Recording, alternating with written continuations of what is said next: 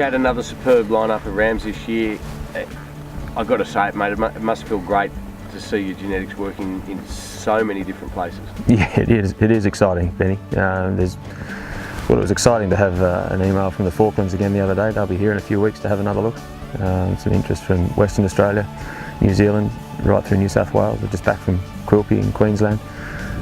You know, the genetics are getting out, the story's getting out. People seem to be really understanding the importance of reproduction and high marking rates and weaning rates. How the balance of traits fits together to make that work in conjunction with the wool traits.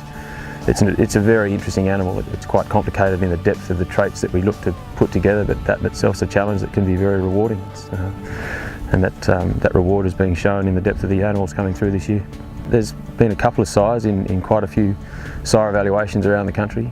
One's performed reasonably well, but we've had a standout performance in the Balmoral sire evaluation. 850's done exceptionally well in regard to tops and culls, so very little waste, high tops, very few culls.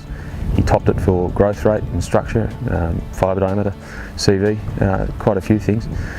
So it's just interesting to see that when genetics are compared away from the show ring or away from different methods of preparation, the true genetic merit of the animal is measured, and it's measured up very well.